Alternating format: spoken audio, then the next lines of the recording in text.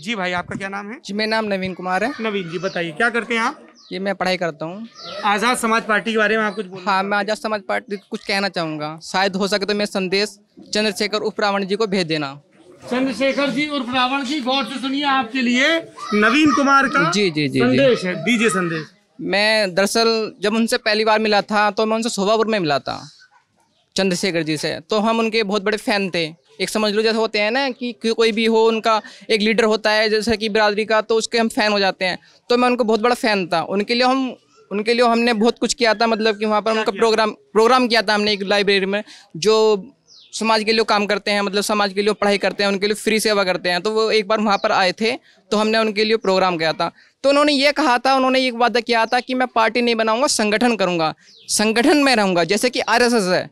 तो हमने सोचा था कि ये बसपा का मतलब कि ये जैसे आरएसएस का काम करता है बीजेपी के लिए, ऐसे ही ये काम करेंगे बसपा के लिए, ये सोचा था हमने। बट उन्होंने क्या किया, पार्टी बना ली। दूसरी बात ये वो कहना चाहते हैं कि हम मूंछों पे ताऊ देते हैं, मूंछों पे ताऊ देते हैं। वो मानते हैं डॉक्टर भीमराव अंबेडकर को, वो भीमराव को मानते हैं। क्या उन्होंने भीमराव ने ताऊ दिया था मूंछों पर? नहीं दिया था। तो अगर ऐसे नहीं, मैं बताता हूँ दिक्कत क्या है।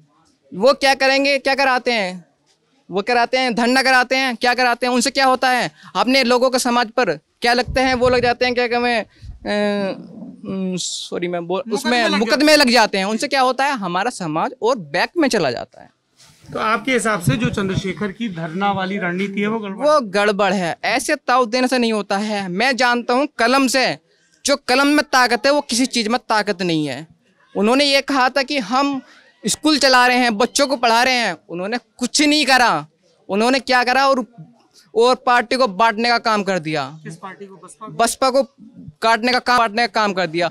जो मायावती जी लड़ रही थी, जो राज्यसभा में थी, जो उसमें थी, वो बाकायदा मुद्दा उठाती थी समाज का, दलित समाज का, पर वो उनको कमज़ोर करने की रणनीति है। वो एकदम बीजेपी का एजेंट निकल कर काम करेंगे। वो बिल्कुल बीजेपी के एजेंट का काम कर रहे हैं वो। तो उनसे बोलना, हाँ जी, वो तो बात सब रिकॉर्ड होगी, उन तक पहुंचेगी अगर उनके जो समर्थक देखेंगे। और जैसे कि आप यहाँ पर आए हो, आपको पता ही होगा, ये गांव खजूरी उर्फ अलियापुर है। तो यहाँ के एक हमारे जो नेता हैं वो नरेंद्र खजूरी जी हैं, जो यहाँ पे जन्मे हैं। उनका बहुत ही अच्छा पकड़ है यहाँ पर। यहाँ पर वो लोकदल के हैं, यहाँ पर बहुत काम करते हैं वो समाज के लिए। एक बात बताओ नवीन, जैसे तुम बसपा के सपोर्टर हो। जी जी जी। अब नरेंद्र खजूरी जी लोकदल में हैं। जी जी जी। बसपा और लोकदल तो अलग अलग लड़ रहे हैं, दोनों अलग अलग हैं, पर जो समाज के लिए काम करेगा उसके लिए भी तो काम किया जाएगा। मैं ये समझना चाह रहा हूँ कि फिर वोट कैसे तय होते हैं, क्या चर्निंग होती है आखिरी मिनट पे, कैसे तय होता है कि भाई समाज का व्यक्ति तो है रालोद में, जी जी जी, जो गांव का है, जी जी, लेकिन हमें लग रहा है कि हम मायावती जी के साथ हैं। जी जी। अब दोनों लग रहे हैं अलग अलग, तो फिर वोट कैसे तय कर पाते हो? नहीं, वोट तय हम तो यही चाहेंगे कि बसपा का गठबंधन हो, लोक दल से भी हो। सुन रहे हैं नेता जी, आप खुल के नहीं कह रहे थे, नवीन ने खुल के कह दिया कि ये चाहते हैं कि बसपा और रालोद का गठजोड़ हो, और उसमें सपा भी रहे। बिल्कुल, सपा भी रहे। जब लोकसभा में तो रहे थे, फिर अलग क्यों हो गए? दरअसल कुछ भी उनकी परेशानियां होंगी, कुछ हो गया, वो नहीं हुआ होगा उनका। आपको बसपा और सपा के अलग होने की? देखो दबाव भी है, हो जाता है, दबाव भी हो जाता है। देखो जैसे ही बांधते हो, पार्टी है वो स्टैम्प, तुम्हें पता है बीजेपी कैसे का। अभी एक केस हुआ था यहाँ। सुन लीजिए भाई, देखिए आपके गांव का लड़का। हाँ जी, देखो ऐसे है, बीजेपी ने बहुत ही गलत काम किए हैं। जैसे कि अभी हमारे यहाँ पर जिला पंचायत अध्यक्ष, मैं बताऊंगा, जिला पंचायत अध्यक्ष का वो चुनाव हुआ था। उन्होंने अभी मतलब कि अपने कानूनी बल पर उन्होंने क्या कहते हैं, सपा का वो पर्चा ही निरस्त करा दिया और एक तरफ ही जिता दिया, मेरठ का करा दिया। तो ये सब बहुत ज़रा स्टैम्प पावर में हैं। वो जो सत्ता का उनको भूत चढ़ा हुआ है, वो गलत फ़ायदा उठा रहे हैं और दबाव भी बना रहे हैं नेताओं पर जो दूसरी पार्टी के हैं। मैं एक आखिरी सवाल नवीन, फिर भाई आपके पास आऊँगा, आप कुछ कहना चाह रहे हैं? जी जी जी। और उधर कुछ बुजुर्ग बैठे हैं, उनके पास भी चलेंगे। जी जी जी।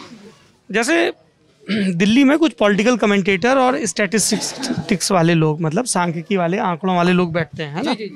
तो ऐसे हिस्ट्री निकाल के देखते हैं, अच्छा 2007 में क्या हुआ था, 2 में क्या हुआ, 12 में क्या हुआ, 17 में क्या हुआ। तो हम लोगों ने 2007 और 2012 के चुनाव में देखा कि 29-30% वोट पे सरकार बन गई। बहन जी का भी इतना वोट आया, 7 में सरकार बन गई, और अखिलेश यादव जी का भी आया, सरकार बन गई। फिर जब भाजपा की सरकार आई तो और थोड़ा सा बढ़ के बनी। तो अगर त्रिकोणीय मुकाबला होता है तो 30-32% पे सरकार बन जाती है। जी जी जी ऐसा अमूमन दिखता है बहुमत के हिसाब से, है ना, जी जब त्रिकोणीय होता है मुकाबला। जी तो अभी के जो मौजूदा हालात हैं उसमें बहन जी ने, ये मायावती जी ने ऐलान किया है कि बसपा जी अकेले चुनाव लड़ेगी।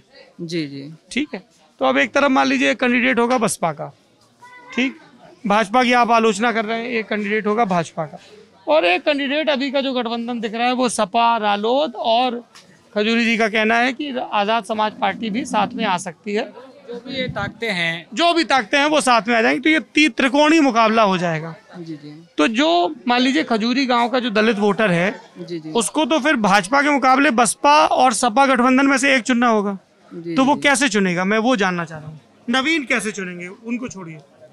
देखो वो फिर देखा जाएगा कि कौन सही चल रहा है, कौन समाज के लिए काम कर रहा है, मतलब जो ज़्यादा वोट किस परसेंट से कर रहा है, पर रुझान का ही बदल जाता है, एक रुझान का बदल जाता है, जैसे एग्जिट पोल आते हैं उनसे रुझान का बदल जाता है कि कौन कहाँ पर स्टैंड कर रहा है, तो उसके लिए फिर जो हराने की स्थिति में दिखेगा भाजपा, फिर तो उसी ये को, कहना चाह रहे हैं? हाँ जी जी जी, फिर उसी को वोट की जाएगी।